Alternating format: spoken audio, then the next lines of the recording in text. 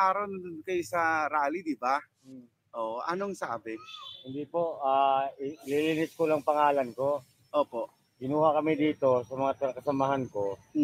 Pero para siraan lang yung pero wala namang pinapiran laban. Oo. Kaya kami sandaan. Sabi nilang ganun, kunyari, taga-Tarlac ka, sabi sa akin ganun ha. Kunyari, bibigyan kayo ng 2,000, para sa akin yun ha. Tapos kunyari, 300 lang binigay sa'yo, kunyari nagalit ka. Tapos ayun na acting, tapos binigyan kami tig-100. Yung mga sinabi niyo dun sa video, Tinuro lang. ha? Tinuro lang sa akin. Tinuro lang sa inyo.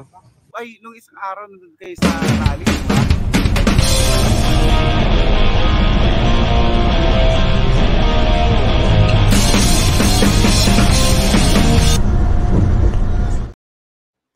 Hey guys, what's up? My name is Sean Winnie. Today, tara pag-usapan nga natin itong fake rallies daw na inano ng SMNI. And this is very not so surprising. Sa totoo lang.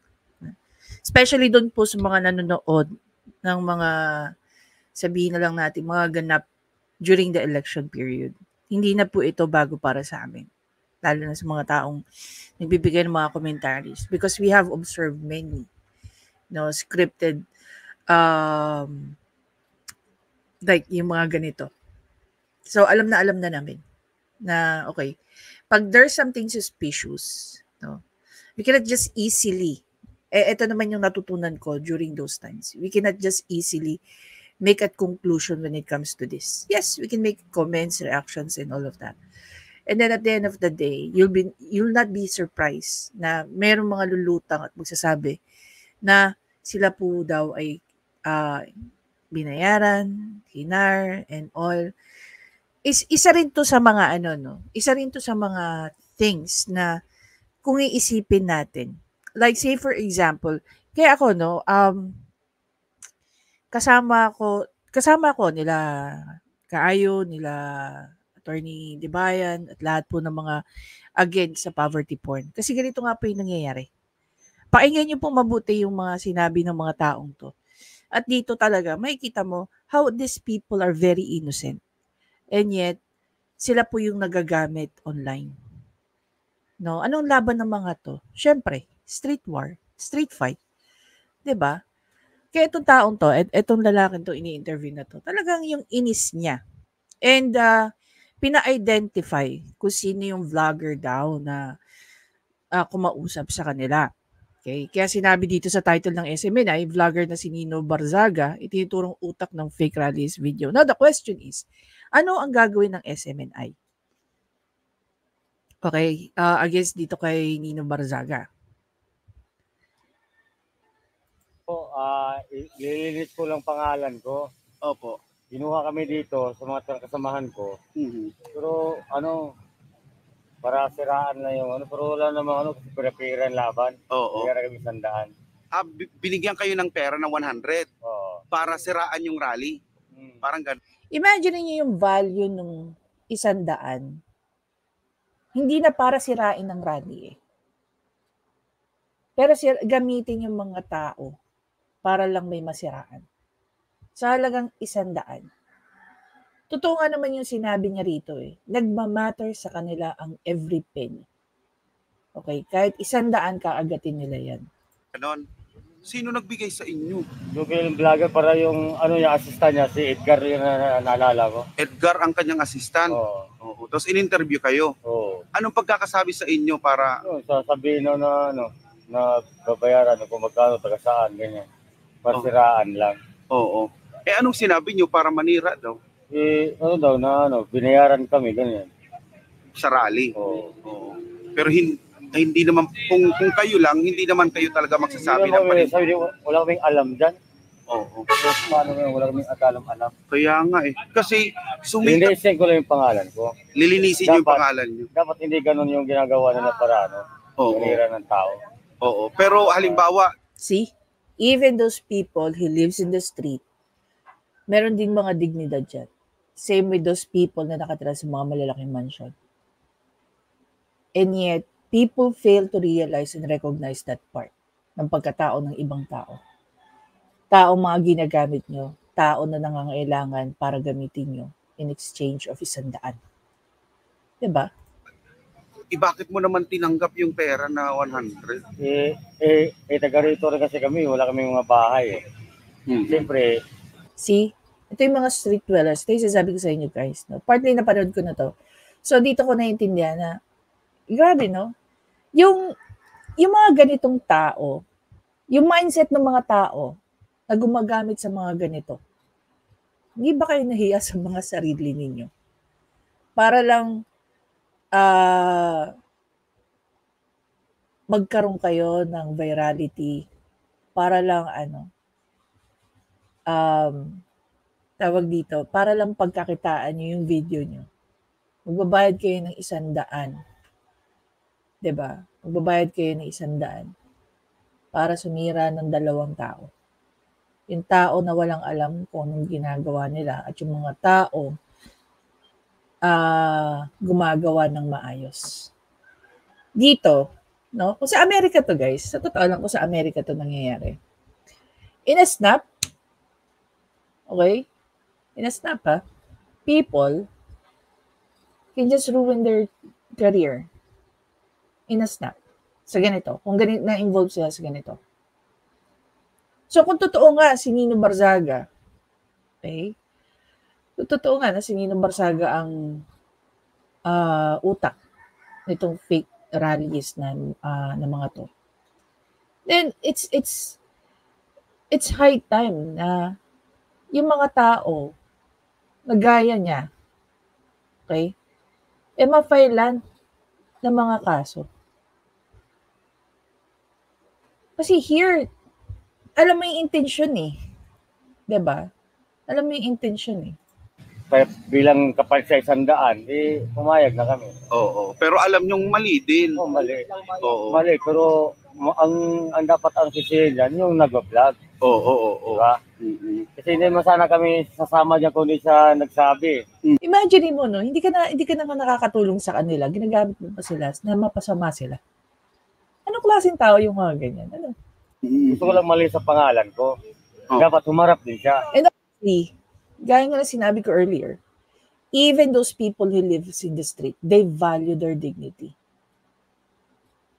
May mga tao lang talaga na walang pakialam sa dignidad nila. They don't give a shit in expense sa pera, in expense sa kapangyarihan. Diba? Oo. Kasi kumakalat din yung kayo sa social media, diba? Pati yung sa pamilya ko, yung hiya na nga ako eh. Diba? Dapat ang sisihin dyan, yung kumukuha ng video. Basta alam ko, kalbo yun eh. Tapos yung assistant niya, si Edgar. Oo. Dapat sisihin nila yung tao. Kasi sa mga kasamahan ko dito, kinuha lang kami dito. Yun nga eh, akala ko kasi kung maganda, hindi pala maganda. Kaya nagtaka ako kung bakit ganun, na kumalat ka agad. Okay. Dapat hindi nila, dapat linisin ka, dapat humarap sa dito. Para malis ang pangalan namin lahat dito. Oo. Ngayon lang to nangyari sa inyo na for the first time sa buhay ko to na makita sa social media. Oo, dahil kumakalat nga kayo Pati ngayon. yung pamilya ko to, nagagalit sa akin. Imagine mo. Diba? Sa halagang 100, may sisira sa'yo, may gagamit sa'yo. So yung kinita ng video na yun, may nakuha ka bang portion kapalit ng pagkasira ng pangalan mo? Diba? Oo. Okay, sige. At least nalinis mo yung pangalan. Oo. Ilinisin natin yung pangalan mo. Dapat linisin yung pangalan ng taong to. O ng mga taong sinama dito. No, sa lahat na nanonood ngayon, dapat huwag niyo husgahan yung tao na binayaran lang kami. Dapat sisihin dyan yung kumuha. Now, ang tanong, sino nagbayad sa inyo? Diba? Yun yung tanong. Sinong nagbayad sa inyo? Yung vlogger ba o ang SMNI? Or yung organizer ng event na yun? Sa amin ito ng video, pati yung si Edgar. Oo. Kahit ko naman ituro sila eh. Oo. So, kung alam ko lang na panirampuri lang pala yun eh, Oo. matatanggapin ko. Correct. Di ba? So, Ganun kadali lang yun eh. Oo. Linisin. So tinuruan kayo kung Oo, ano tinuruan sasabihin. kami kung ano sasabihin. Dapat linisin din yung pangalan namin. Hindi yung kami lang maglilinis, dapat siya rin magsasalita. Ngayon, okay na yan. Malilinis na rin yung pangalan nyo Oo. ngayon dito. Sa lahat naman ng, sa lahat ng Now, the question is, magsasalita ba? 'Di ba? Magsasalita ba? Mag-explain ba dito si Nino Barsaga? I hope so. No? Sana mag-explain din siya. Dahil siya yung inaakusahan dito eh. nagpupuso sa social media, huwag kayo manirang puri sa akin kasi binayaran lang kami. Okay. Ganun kadali lang. Ano masasabi mo doon sa vlogger na nag-interview sa Dapat humarap siya sa akin dito para malaman din niya. Okay. Para makuyog siya dito sa mga tao dito ng ginawa niya. Oh, challenge yan sa'yo, Nino Barsaga, magpakita ka daw sa kanila. 'Di ba? Pakita ka daw sa kanila. Oh, meron ng fair warning sa'yo, kukuyugin ka daw nila. Kadali lang yun. Wala kayong mask boss para makita. Hindi po kasi nagkat kasi yung pamilya ko eh. Kaya ako ito magpakita. Oo. Pero ikaw yung may balbas, di ba? Oo, ako yun. Ikaw yung may balbas. Ako Oo. Yan. Sige, Totoo. sige. Tapos marami naman kami dito. Hindi lang Marami ako. kayong nakuha. Ay, Sobrang marami dami. silang nakuha. Binabayaran kami isanda para magsalita. Akala ko kasi yung malinis siyang gawain, hindi pala. Ngayon, kung masasabi ko sa vlogger, pati kasama si Edgar, pumarap siya sa akin dito para malinis ang pangalan ko. Ganun lang. Sige. Thank you. Now, the question is, yung lumapit ba sa'yo na ang pangalan na Edgar, yung ba talaga ang pangalan nila? Of course, there is a possibility. There is a possibility na hindi nila ibibigay yung tunay nilang pangalan. Para pag nagkaunsihan, diba? Pag nagkaunsihan, definitely, hindi yung literal nilang mga pangalan ang ilalabas nila. Now, the other thing is that, to be fair with Nino Barsaga, okay? To be fair with Nino Barsaga, was he there? Was he there nung time na nagkakaroon ng mga negotiation, hiring these people, no, to make this fake rally video? Kasi in-identify si Nino Barsaga eh. Does that mean na he was actually the one talking to these people? Diba? Kasi may dalawang personality lumalabas dyan eh. Nino Barsaga and the other guy. Okay? Tanong, sino nag-abot ng pera? Tanong, sino nakipag-usap sa kanila? Thank you. Okay po. Panirapuri pala yung ginagawa nila eh. Anong alias nyo? Pangalan? Ang pangalan sa akin dito, Vegeta. Vegeta. Okay. Si Si Vegeta, isa sa mga... Okay. Thank you, Veg. Sige, thank you. Ano lang din boss ha? Boss, pa-confirm lang namin ito ba yung lumapit sa inyo? Yan. Para Kinuha kami para magsalita. magkano ang binigay sa inyo nito boss? Sandaan lang yan. Hayop na putang ina. Baka makita, bubugin ko pa yung hayop rin eh. Alam nyo na Saan yan? i-upload niya sa social media yung video na Hindi namin alam. No comment ako doon para hindi namin alam tago na ganun pangyayari. anong sinabi niya sa inyo boss? Doon, sasabihin lang namin kung paano sinasabi niya. Hindi namin alam na panilang puri pala kay pastor yun. Dapat kung alam namin panilang puri yun, puta ba tatanggapin namin yun? Dapat kung mga ganyan, bigyan proteksyon yung mga tao para lumaban sa taong putang ina yung hayop na yan. Pwede pa ka-describe sa amin kung ano yung suot niya nung araw na yun? May nakalogo sa kanyang pulis. Pulis daw siya. Yung nakalagay doon na team police, tapos may sa logo ng police dito, dalawa, naka-white. So ibig sabihin itong kalbong na to, nagpapakilala na pulis. Oo. Team leader daw siya, team leader. Putang ina, kung makita ko dito, bubugin ko to ng hayop na yun eh. Manilang puri pa lang yung ginagawa niya. Kung alam namin, bakit papayag kami sa 100 lang. Here's the thing, kung talagang intention ng SMNI na tulungan itong mga taong nagamit, okay? Kasi una sa lahat, they were taking videos, they were given money, they were used to say something na defamatory against sa naging event ng SMNI. Okay? Bigyan nila ng abogado. Okay? Bigyan nila ng abogado, mag-file ng civil case kung merong civil case, mag-file ng criminal case if there's any criminal case. Kasi yung mga ganitong tao, kawawa talaga, no? Kawawa talaga. Ito yung mga tao na dapat pinoprotektahan. Diba? I just feel ako guys, I can give 100 pesos in a snap. na hindi ko kailangan hingaan ng mga defamatory statement against sa isang tapos magkaroon lang ng virality ang video ko. Parang hindi na yung paano ka nakakatulog sa gabi na may tinatarantado kang mga tao. 'Di ba? Using your influence, using your money. Tas ganyan ka-cheap yung tingin mo sa mga tao. Sandaan. These people are innocent. They're not just innocent. They're ignorant. 'Di ba? They're not, siguro nakakanood sa sitwasyon nga naman nila kung titingnan mo. Ito ba yung tipo ng tao na magbababad sa social media? Of course not. Kung gusto man nilang sumikat, not in this way. Most probably. 'Di ba? As you can see, yung kalagayan ni Kuya dito.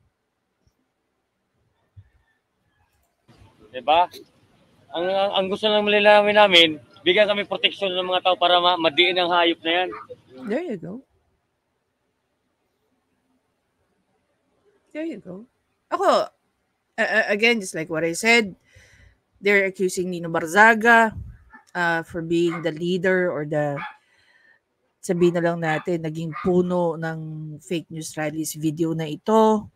Now, if that is true, tulungan ng SMNI itong mga taong to na ginagamit or kahit sinong tao, no? Tulungan niyo yung mga to na ginagamit lang sila para siraan kayo. 'Di ba? Bigyan niyo ng abogado para makapag-file sila ng mga complaint sa paggamit sa kanila na siraan kayo. 'Di ba? Yun ang gusto namin. Para malinis pangalan namin. Ngayon na alam na ng taong bayan na sinuhulan lang pala kayo nito. Ano masasabi nyo ngayon sa taong bayan na galit na galit sa inyo? Wag kayo maniwala sa vlogger na yan. Putay ng vlogger na yan. Bago kayo maniwala sa vlogger na yan, kami tanongin nyo kung totoo ba siya sabi namin o hindi. Pakita sa amin yung tao na para malaman niya kung anong dinadag namin sa hayop na yan. Baka dito ko ba siya mapatay hayop yung putang vlogger na yan. Galit na galit si Kuya. Sabagay, sino ba naman kasi, you know, one of the things that I've learned so hard, no, is yung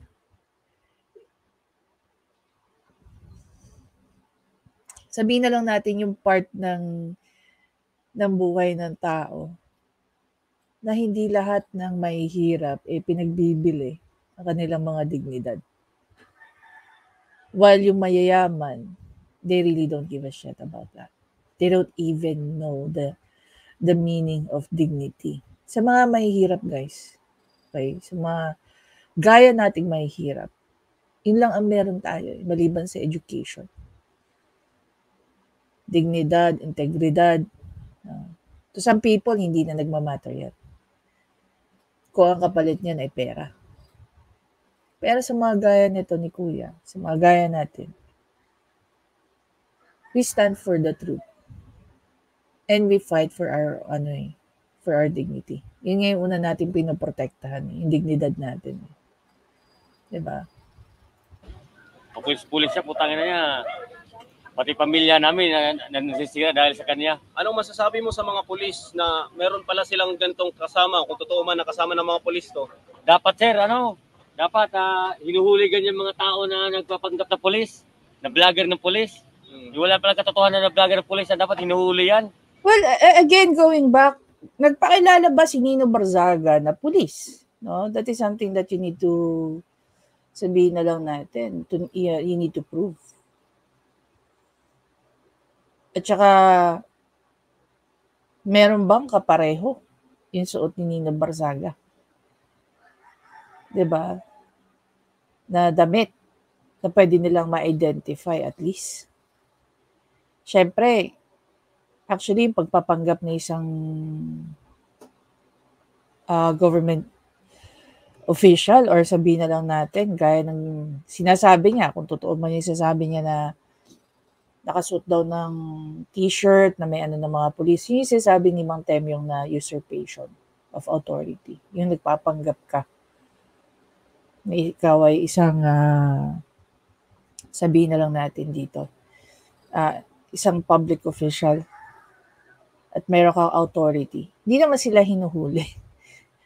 Sinusulat nga lang sila based dito sa kwento ni Kuya. Para handa naman kami mo magtistigo sa hayop men eh. Dapat hulihin nila yan. Hindi lang kami 10 tao dito o 20 tao dito na para binayaran kag isang ulo. So, ibig sabihin, marami pa kayo. Marami pa kami.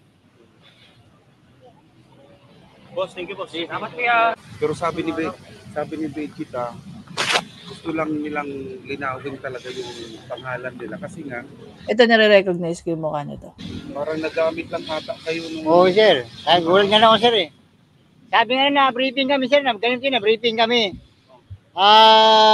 Sabi nilang ganun, kunyari, taga-Tarlac ka, sabi sa akin ganun ha. Kunyari, bibigyan kayo ng 2,000, para sa akin yun ha. Tapos, kunyari, 300 lang binigay sa'yo, kunyari nagalit ka. Tapos, ayun na acting, tapos binigyan kami tig-100. Acting lang yun, sir, acting. Sino yung lapis sa inyo, boss? Iwan ko, sir, ni sino yun, nalaki na yun. Pwede pa-describe yung mukha. Kalbo. Kalbo. Tapos ano siya, crime watch siya ng PNP. May yung naka-white t-shirt na may logo ng PNP.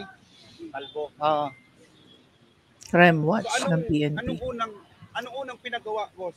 Yun na yun, sir, binraping muna kami. Tapos sino nang bigay ng white t-shirt? Kasi naka-white t-shirt din. Yun, sir, galing din sa kanila, sir. Tapos 2 piraso na yun, sir, 2 piraso.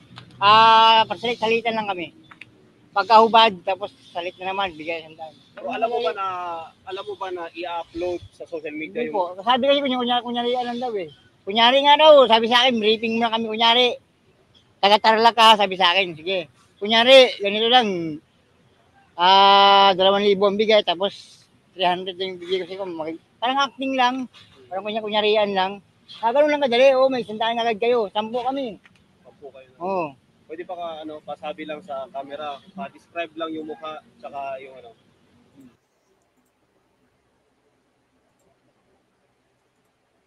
Okay, paano ko ba nalaman yung tungkol dito? Actually, pinanood ko to sa live ni Direk Freddy. Ayan. So, yung gustong kuyugin si Nino Barzaga, ito siya. Tama ba ako? Ito siya. Tapos, ito ngayon yung kausap. Okay? Ito ngayon yung nagsasalita rito. Ayan. Siya yan. Diba? Siya yan. There you go. Balik tayo dito. nung lumapit sa inyo. Kalbo yun, sir, kalbo yun kanina. Kalbo. Tapos, magkano yung binigay sa inyo? 100. 100 lang. Bakit yun naman tinanggap yung Wala, sir eh. Ganoon na naman doon, sir eh. Pang merienda. Parang naisip mo ba nung huli, parang paninira ka ako yung sakban ah. Kaya humingi ako ng pasensya sa lahat, no, sa inyo. That's it. Ganyan. Oo. Ay, humihingi kayo ng pasensya. Kasi nabiktima na, huli na naisip, parang mali ako yun, parang paninong pagsisinungaling yun ah. Parang bandang huli, yun lang, kahit sandaan na kami. Yan yung lalaki na yan. Si Nino Barzaga. Okay. Boss, ipapakonfirm lang namin yung Sige mukha. boss, okay. Ipapa-record lang namin. Marami yung mga kasama dito. Kilala ko rin yung mga kasama. Kayo isa rin yan, yun o. Diba, sandaan ka rin? Sandaan din sa'yo? Kasama kami yan. Ito yung mga tambay dyan sa ano. Alam nyo guys kasi, Laki Maynila talaga ako. So, dyan ako nag-aral. So yung mga tao dyan sa lugar na yan. Okay? Hindi porkit tambay ang mga yan. Masasamang tao yan. Wrong. You're very wrong kung ganyan ang iniisip mo. Marami dyan mas mababait pa. Sa totoo lang, sa haba ng panahon na nag-aaral ako sa Maynila, halos nakilala na kami ng mga nakabisado na kami ng mga halos dyan na nagtatrabaho. Okay? Either nagbabarka sila ng jeep o ng mga bus, 'di ba? Or mga nagbebenta ng ng mga squid ball. Tapos dati diyan sa sa mga batang 90s may pila diyan dati ng puting van. Okay? Yung mga bumabiyahe, wala pang UV Express nun. Hindi pa uso UV Express nun. Bumabiyahe papuntang Las Piñas area, ganyan. So, sumasakay kami dyan. So, ultimo yung mga nagpapapila and all, kilala na kami. Diba? Then minsan, pag ginagabi kami ng uwi, sila pa yung nagpapara sa amin ng bus. Diba? Siyempre, abatan mo ng konti. Pero pag estudyante ka, hindi ka na nila tinatanggapan. Kaya nung nagkaroon ako ng trabaho, pag pumupunta ako dyan, yun naman yung time na yung mga same faces na halos kinalakihan na namin, nagtandaan na rin. Medyo inaabutan namin ng konti. Hindi sila nangihingi guys Parang yun yung way of thinking namin sa kanila. Yung it's high time na kami naman yung magpasalamat sa inyo. Kaya yung sa tingin niyo itong mga tambay na to, masasamang tao to dyan? No. Hindi. Yan pa yung mga tao na magpuprotekta sa'yo. Binigamit ang 100. Bakit nga? Masama ba? Parang ano sa kanila, parang depensa nila yun eh. Boss, itong mukha na to, boss. Yan. Ito yung lumapit sa inyo. Siya yun. Ito yung, ano pangalan? Hindi ko kilala yun. Dito lang namin nakita yan. Dito lang namin nakita yan. Si? Yung mga X-Men. Sikap po yan. Sikap. Yung sikat ngayon. Hindi yata ito alam yung mga... Namumura yan sa social media ng mga politiko, kaya hindi siya. Boss. Inyo, boss, paano yung pagkaka-recruit sa inyo na magsalita? Magkano binigay sa inyo? Ha? Pangkain? Magkano? 100? So paano yung yung mga sinabi niyo dun sa video? Ha? Tinuro lang sa inyo. Sino yung lumapit sa inyo? Ang pangalan nun? Alam mo? Vlogger din. Pero dito na kayo nakatira. Dito rin kayo tumatambay. Pero ano sabi sa inyo na magsalita daw dun sa video? Siya nagturo dun sa mga sinabi niyo dun sa video. Yung nagbayad sa inyo? Oo, yan yun. Oo. Oo, yan yun. Magkano binigay sa inyo? Ginudugan ka na ngayon. Sandaan lang. Ayaw siya nga. Pagkain lang ang binigay sa amin. Talaga. Pagkain Talaga lang. kapatid mo namin. Wait lang ha. Maingay kayo. Wait lang. Huwag muna kayo maingay. Ano yung sinabi niya sa inyo? Bakit na nakalimutan naman sinabi. Sandaan lang binigay sa amin. Pero pagkain naman binigay sa amin, walang mga sinabi. Yun lang naman eh. Pero yung sinabi niyo dun sa video, ano yun? Siya nagdikta. O siya. Ano yun? Nakasulat or sinasabi lang? Hindi nakasulat yun. Basta sila bigyan ng sandal. Hindi naman ako binigyan. Marami lang naman kami. Hindi lang ako eh. Hindi lang ako. Yung t-shirt na puti kasi naka-white din kayo, saan galing yun? Sa kanya. Sa kanya din. Oo, sa kanya. Ano yung suot ng araw? Ano yung suot niya nung araw na yun? Naka-police na uniform siya? Hindi, parang ano lang, t-shirt lang. Parang t-shirt lang siya. Ganyan lang. T-shirt lang siya. Pero alam mo ba na in-upload niya sa social media yung mga sinabi niyo? Nagalit na yung mga taong bayan kasi hindi Hindi naman siya, hindi naman inanay. So hindi niya sinabi na Hindi yan. naman sinabi, hindi naman effort, hindi naman. Wala man siya sinasabi na agad sa wala man siya sinabi. Pero alam niyo na ngayon na viral kayo ngayon sa social media dahil mas sa mga sinabi niyo na hindi totoo. Hindi mo naman alam na, basta in-interview lang kami, yun naman sinabi sa amin, in-interview lang naman kami. Hindi naman alam na masama pa rin na sa social media, hindi naman alam lang. Bakit niyo tinanggap yung 100? Eh sabi niya, pang-island daw. Yun lang naman, wala nang iba, yun lang. Yun lang. Tsaka, hindi mo alam na masama yung ginawa, hindi naman namin alam eh. Tsaka wala rin kami alam, basta tinawag lang kami. Huwag kayo mag-alala boss kasi ito yung hahabulin ng batas ngayon. Malinis kayo. Ay, nung isang araw nandun kayo sa rally. Okay, obviously, doon sa sinabi sa dulo na hindi naman kayo ang habulin ng batas or whatsoever. Anyway, so can we conclude that may plano magsampa ang SMNI laban kay Nino Barzaga? So, abangan natin yan. Now, doon sa mga nakapagbigay na ng reaction video tungkol doon, we cannot blame these people, no? Dahil, as we all know, ang tingin ng marami kay Nino Barzaga is a reliable source. Okay? So, tayo, bilang naman tayo lahat, nagbibigay lang naman ng komentaryo at saka ng reaksyon sa mga bagay-bagay. I was about to make a reaction. Same with Direk Freddy. But then again, so during his life, I was just there listening. So pinapakinggan ko yung ano. And wala man ako nakikitang mali sa naging reaction ni Direk Freddy. Kasi nga, nagbase siya doon sa napanood niya rin. Now, ngayon na may mga nagsalitang ganito, dito natin ma-appreciate na maganda rin talaga na naririnig natin yung side ng ibang tao.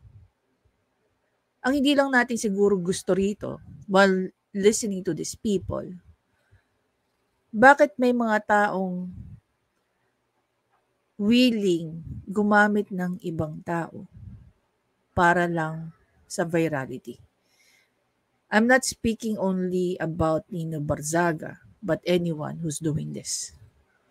Lalong-lalo na ginagamit nila ang mga kababayan natin. Sabihin natin, ignorante sa usaping politics. Ignorante sa usaping virality within the social media world. Diba? Dapat ito yung mga tao. Tama naman sinabi nito ni Sir. Okay? Dapat pinoprotektahan natin sila.